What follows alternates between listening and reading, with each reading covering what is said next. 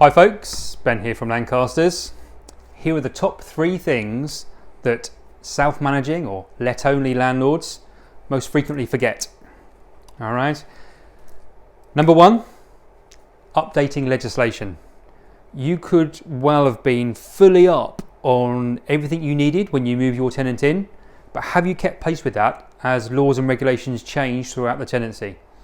We see it all the time when let-only landlords bring properties to us for either a bit of a check and overhaul to make sure, check where they are, or to take over management of it.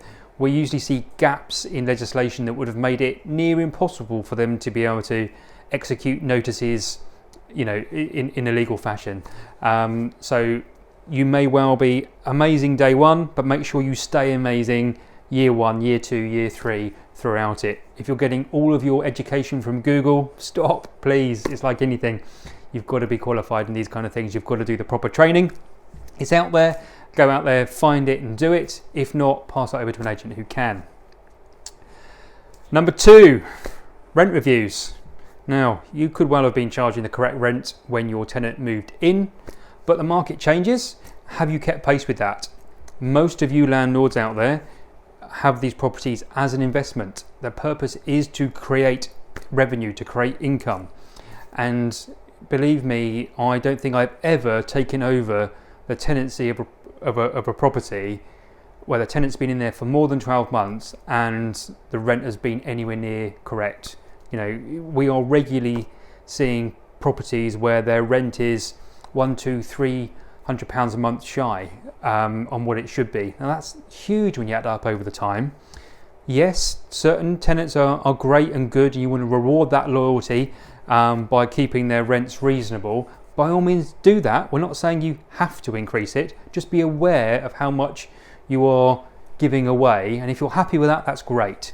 If you are £100 shy a month on your rent, you are giving your tenants £1,200 a year, £1,200 a year in a Christmas card, effectively. If you want to do that, that's entirely, we're not here trying to tell you to increase. We're just here making you aware of what the situation is so you can make some informed decisions. All right. And number 3, property inspections. For us as an agency, they are a great opportunity for us as on behalf of a landlord to be able to go and check the property and report back, and also on behalf of the tenant to give them an opportunity to be able to raise any questions, any queries, point out any maintenance that might need doing before it snowballs into anything else.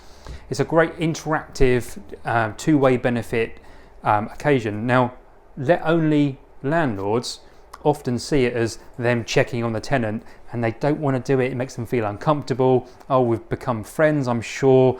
They're looking after it. I don't need to. And they kind of retreat and hide away from it. And that's actually a great opportunity. The amount of times that I've met a let-only landlord who goes into a property when a tenant's left and goes, oh, look at this. I could have put that right before it caused all that damage if I'd only known, and that if I'd known about it I would have addressed it years ago. All these things that and they're blaming the tenant for not telling them, but really it's your fault as a landlord for not checking yourself. You get what you inspect, not what you expect, is that old corny old phrase, but it is true. So top 3 things if you want to improve your game as a let-only landlord: keep on top of legislation, keep on top of rent reviews, and keep on top of property inspections. Any questions, you know where we are. Take care.